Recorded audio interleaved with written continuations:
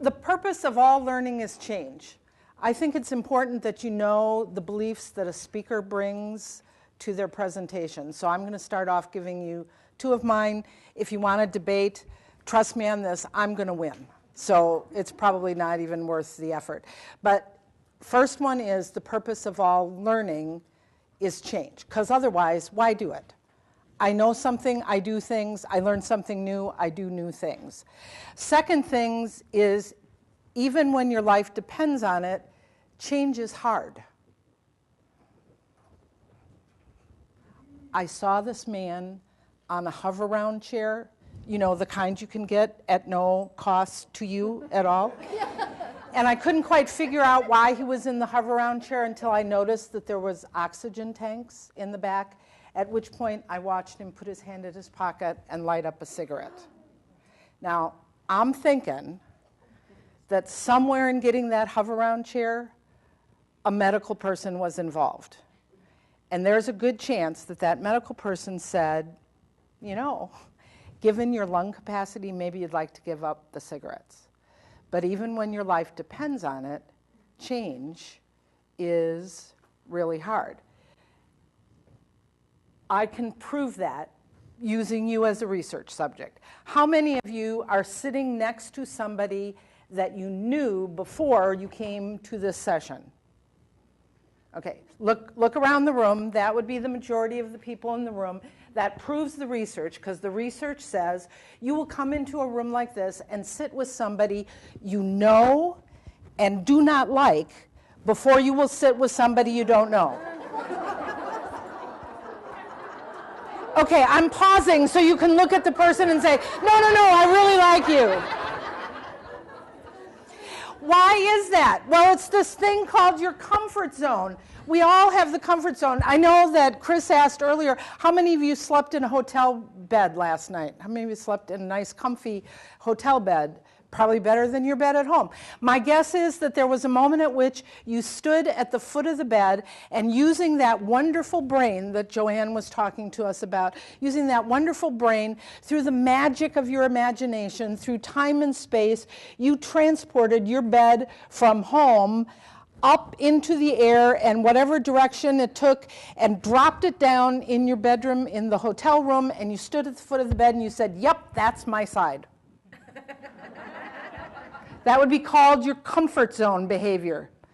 Trust me on this, Mary, you paid for the whole bed. You could sleep this way on the bed if you wanted to.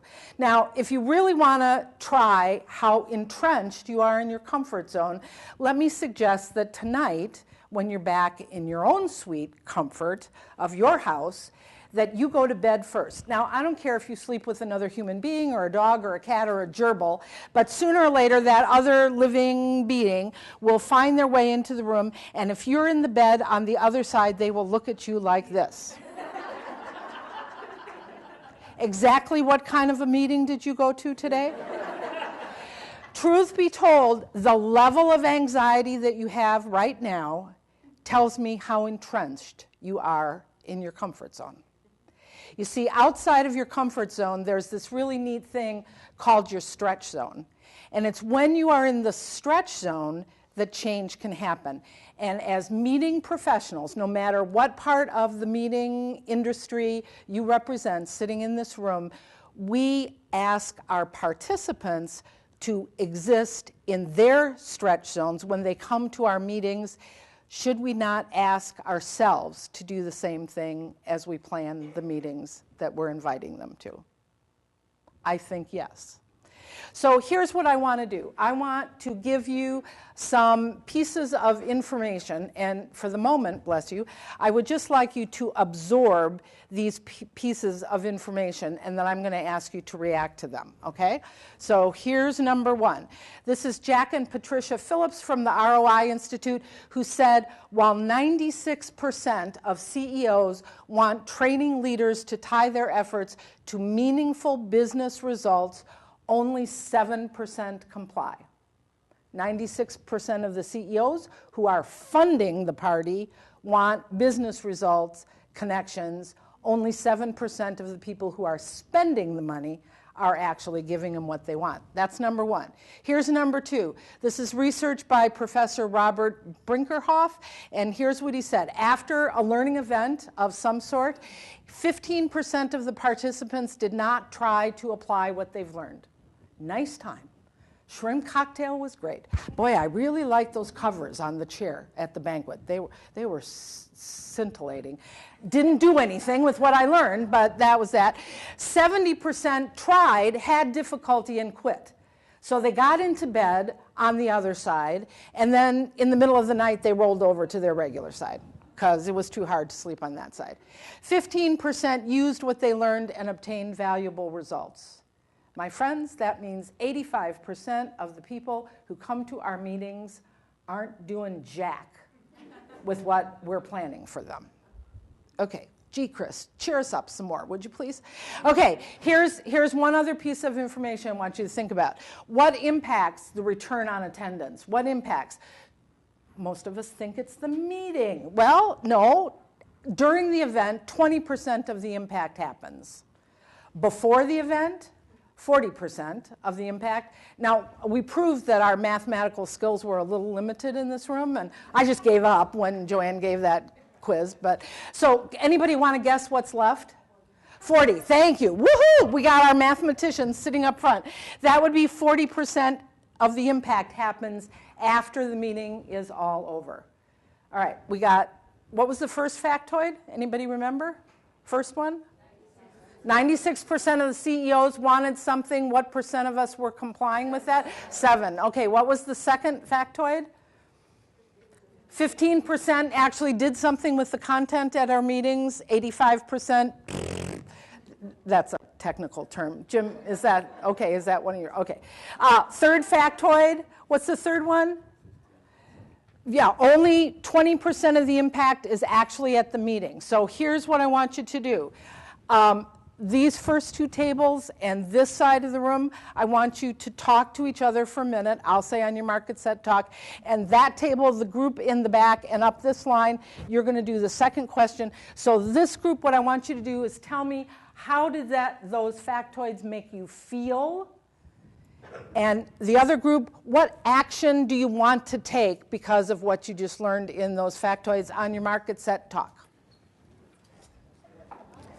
Okay, all right, give me some of the feelings. What feelings did you get when you got those factoids? Frustrated, discouraged, happy. There's so much room for improvement. I know what I can do. All right, great. What other feelings did you get? Not totally surprised, kind of knew it. Thanks for confirming, yeah. All right, what are some of the actions that you thought of that you want to run right out and be able to do? Do it. Do what? Nick, fix it. We're going to do it. Nick is going to fix everything. How's that fit with our goal? You got it? Nick's, all right, everybody remember, Nick's in charge. Yep. He's going to get it all taken care of. Okay, want to do something, want to fix it, want something to happen as a result of that. My intention is to get you motivated. Because if we don't fix these things, we are out of jobs. I don't care if you're planning the meeting, if you want to speak at the meeting, or you want the meeting to be held in your town or your property. If we don't fix these numbers, we're just not going to have meetings. Because if there's no result based on those dollars, why can't we just do it as a webinar? In its simplest sense, return on investment, and by the way, pick up anything in the meetings industry, and there will be an article about return on investment. It is about isolating something, it's about measuring it, and it's about monetizing it. You know, are we getting something back for the dollars that we're putting in? ROI is a very strict formula, and there are all kinds of seminars that you can go to learn how to measure kind of ROI. I want us to focus on ROA because we have more impact with that. Return on attendance. What happens to the people who are making the decision to come to your meeting or not come to your meeting, or that are making the decision to send somebody to your meeting? And in its simplest form, and on the yellow handout, you have this key question. This is what ROA is all about. What capacity has been built, and in what tangible ways has the organization benefited from the learning investment? So, Neil, your boss says to you, oh, you want to go to that meeting? Nick, I'm sorry. Okay. I wanted you to be Neil. Could you be Neil for a minute? No, he's really a Nick. Yeah, okay, so Nick, what's your boss's name? I'll get that right. Kevin. Kevin says, so you want to go to that MPI meeting? Yes. What are you going to get out of it? Clients. Okay, that sounds good to me. I can monetize clients. All right, I'll tell you what, you go work the booth and you go talk to people, look for some clients, and when you get back next week on Tuesday, you and I are having coffee together, and you can tell me how successful you were getting clients at the MPI meeting. Sounds good. Okay, and if I do that as a manager, and if Nick does that, comes to me and asks and says, I want to go to this meeting because I think it's a great place for us to get clients, if we have that exchange, and as your boss, I have coffee with you on Tuesday, we have upped the return on attendance in an amazing way, because we understand about capacity and we've looked at tangible ways that the organization has benefited from what's going on. So I want to suggest 3 things that you can do to increase the ROA as you look at your slice of the meetings industry. Number 1, download and do the NSA white paper. It sits at the MPI Fall Education Handout website. You can get the white paper that we wrote at NSA, and it is not something just to read. It's something for you to do. Now, it is geared for speakers, but you're all really bright human beings, so I know that you can translate the language from the speaker's perspective to your perspective. Just like Matt's goals, this is not something just to read. You won't get the benefit if you just read it. You really need to do it. And as a part of that, hire presenters. This would be a plug for my chapter, the NSA Wisconsin chapter. Hire presenters who know how to talk ROA, because you know that before the event and after the event, we can really help you with that. Thinking creatively how you can get people ready to come to the meeting, how you can help them when the meeting starts. And talk to us early, because sometimes it's in the construction of the meeting that we can do just a few things that will absolutely skyrocket the return on attendance. Number 2, think about how you evaluate your programs. On the handout I gave you, you have a copy of Kirkpatrick's model of evaluation, the levels of evaluation. And if you haven't thought about this for a while, I would really suggest that you revisit and learn some stuff, because truth be told, see this level 4 results? What percentage of the CEO wanted to have that? 96. What percentage of people planning meetings were giving it to them? 7. Okay, by the way, really good at 1 smile sheets, and by the way, sending it to me electronically after the meeting is still level 1. Okay, it's not till you get to how did this affect change in your organization. So think about how you do your evaluation. Joan Eisenstadt, many of you know Joan, I'm sure, a great legend in the meeting planning business, said this. She said, the concepts aren't new and they're difficult to set in motion. None of this stuff is rocket science. You know this stuff. But most of us go back and do the same old, same old. So here's number 3. The number 1 thing you can do to make this real for you in your life is to get an accountability partner. Get an accountability partner. And if you can facilitate that in your meetings, to have attendees have accountability partners, with technology, this is a whole lot easier than it used to be. This will make all the difference. The purpose of all learning is change.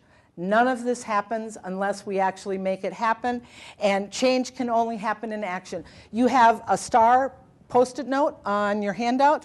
Would you grab that, and would you pull your credit card out of your wallet?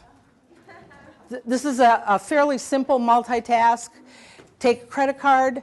May I borrow your credit card? Sound like my wife. Stupid man, stupid man. Okay, stick the star on your credit card. Got it like this? You can do this. All right, now write down one thing you're going to do as a result of this session this morning on that star. If you can't think of anything, peek at your neighbor's star. You can use theirs. Okay, then put the credit card right back in your wallet, and I want you to look at that every time you go to use that credit card. Especially on Black Friday. That'll be really good. Yeah, Theodore Roosevelt said, I've always had a horror of speech that does not result in action. And that note that you wrote yourself on the star is the action piece. Seneca said it this way, it's not because things are difficult that we do not dare, it's because we do not dare that they are difficult. My name is Clarke-Epstein, and I like change. Thank you so very much.